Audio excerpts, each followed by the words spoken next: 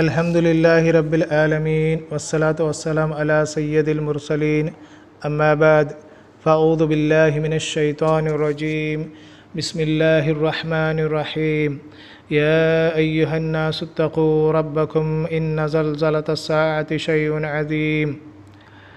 అనంత కరుణామయుడు అపార కృపాశీలుడైన అల్లాహ్ యొక్క నామముతో ప్రారంభిస్తూ ఉన్నాను. అల్లాహ్ సుబ్హానహు వ తఆలా సూరా హజ్ 22వ సూరా 1వ ఆయతులో ఈ విధంగా తెలియజేయడం జరిగింది. ఓ మానవులారా, మీ ప్రభువునందు భయభక్తులు కలిగి ఉండండి. నిశ్చయంగా అంతిమ ఘడియ యొక్క భూకంపం ఎంతో భయంకరమైనది.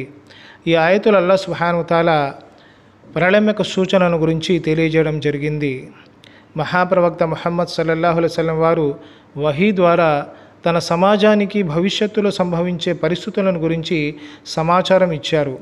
ఏ విధంగానైతే హజరత్ హుదైఫా రదియల్లాహు తఆలా అన్హు వారు తెలుపుతూ ఉన్నారు, ఒకసారి మా మధ్యన ప్రవక్త ముహమ్మద్ సల్లల్లాహు అలైహి వసల్లం వారు ఖుతుబా ప్రసంగం ఇవ్వడానికి లేచి నిలబడ్డారు. అప్పటి నుండి ప్రళయం వరకు సంభవించబోయే సమస్త సంఘటనలను గురించి తెలియజేశారు.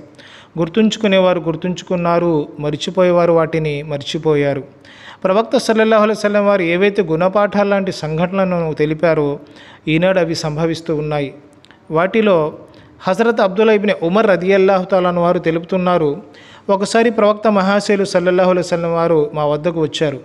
అప్పుడు ప్రవక్త సల్లల్లాహు అలైహి వసల్లం వారు అన్నారు, ఓ ముహాజిరీన్ సమూహమా, 5 విషయాలు ఎలాంటివంటే వాటితో కనుక మిమ్మల్ని శోధిస్తే అల్లాయే మీ రక్షకుడు. నేను అల్లాహ్తో దువా చేస్తున్నాను వాటి నుండి మిమ్మల్ని రక్షించాలని. అందులో 5వ విషయము ప్రవక్త సల్లల్లాహు అలైహి వసల్లం వారు తెలిపినది ఏమిటంటే, ఎప్పుడైతే ప్రజలు అల్లాహ్ మరియు అల్లాహ్ యొక్క ప్రవక్త ముహమ్మద్ సల్లల్లాహు అలైహి వసల్లం వారి ఆజ్ఞలకు వ్యతిరేకంగా నడిస్తే అల్లాహ్ వారిపై దుర్మార్గులైన వారిని పాలకులుగా నియమిస్తాడు. వారు మీ రాజ్యాలను, ఆస్తులను, సంపదను అన్యాయంగా లాక్కుంటారు. ఇక 2వ హదీసులో హజరత్ జుబైర్ బిన్ అద్ది రహమతుల్లాహి అలైహి వారు తెలుపుతున్నారు, మేము ప్రవక్త వారి శిష్యులైన అనస్ బిన్ మాలిక్ రదియల్లాహు తఆలా అన్హు వారితో హజ్జాజ్ బిన్ యూసుఫ్ ఆనాటి దుష్టపాలకుని యొక్క దురాఘాతాల గురించి ఫిర్యాదు చేశాము. అప్పుడు అనస్ బిన్ మాలిక్ రదియల్లాహు తఆలా అన్హు వారు అంటున్నారు, మీరు ఓర్పు వహించండి. దీని తర్వాత మీపై ఏ కాలం వచ్చినా అది మునుపటి కాలం కన్నా భయంకరంగా నీచమైనదిగా ఉంటుంది. ఎప్పటి వరకంటే మీరు మీ ప్రభువుని కలుసుకుంటారో. నేను ఈ మాటను మీ ప్రవక్త ముహమ్మద్ సల్లల్లాహు అలైహి వసల్లం వారి నోటితో విన్నాను. ఈ విషయము బుఖారీ హదీస్ గ్రంథము కితాబుల్ ఫితన్లో ఉంది. అనగా ప్రస్తుతం ఉన్న దుష్టుడైన పాలకుడు ఉండకూడదు, వేరే పాలకుడు వస్తే బాగుంటుంది అని ప్రజలు అనుకుంటూ ఉంటారు. కానీ ఇతని తర్వాత వచ్చే పాలకుడు ఇతని కంటే దుర్మార్గుడుగానే వస్తాడు. మరి వీరి నుండి రక్షణ కావాలంటే ఏమి చేయాలి? అల్లాహ్ అంటున్నారు, ఖురాన్ గ్రంథము ఆల్ ఇమ్రాన్ 3వ సూరా 120వ ఆయతులో, వ ఇన్ తస్బిరు వ తత్తఖు లా యదుర్రుకుం కైదహుం షైఆ ఇన్నల్లాహ బిమా యఅమలూన ముహీత్. మరి మీరు సహనం వహించి దైవభీతి కలిగి ఉంటే వారి కుట్ర మీకు ఎలాంటి నష్టం కలిగించజాలదు. నిశ్చయంగా అల్లాహ్ వారు చేసే దానినంతా పరివేష్టించి ఉన్నాడు. కాబట్టి ఒక ముస్లింగా మన బాధ్యత ఏమిటంటే, ఒక పాలకుడికి జబ్బు వచ్చింది, ఆ పాలకుడు మనకు ఇష్టం లేదు, ఆ పాలకుడు మనకు వ్యతిరేకంగా ఉన్నాడు, జబ్బు వచ్చేసింది కదా వాడు ఎలాగైనా చస్తాడులే అనేసి ఆనందించకూడదు.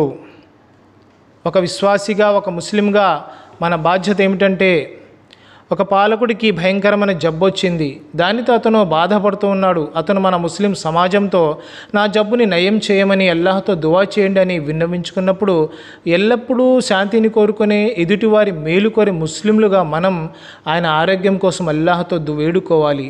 ఆయనకు ఆరోగ్యం ప్రసాదించమని మరియు ఆయనకు సన్మార్గం ఇవ్వమని. అంతేగాని ఆయన కీడు కోసం అని ఎన్నటికీ కోరుకోరాదు.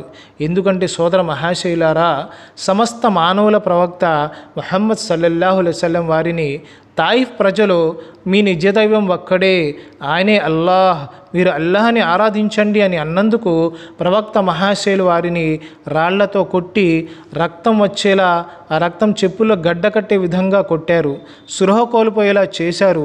ఇంత చేసినా కూడా ప్రవక్త సల్లల్లాహు అలైహి వసల్లం వారు స్పృహలోకి వచ్చి వారి కోసం మేలు చేయు దైవమా అల్లాహ్, వారు నన్ను అర్థం చేసుకోలేదు, వారి సంతానానికైనా సన్మార్గం చూపమని నిజదైవమైనటువంటి అల్లాహ్తో ప్రాధేయపడ్డారు, అంతేగాని వారిని దూషించలేదు, శపించను లేదు.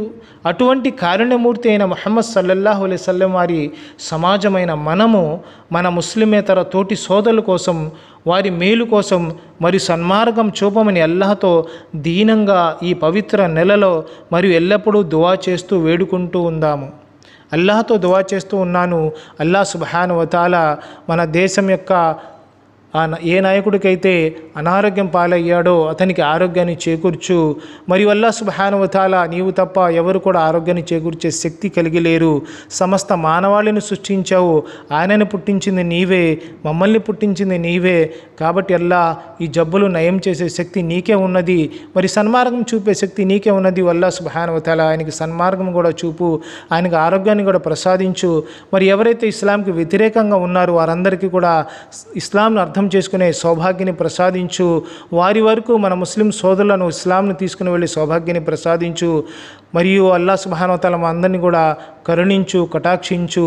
ఆమీన్. వాఖిర్ దావానా అల్హమ్దులిల్లాహి రబ్బిల్ ఆలమీన్.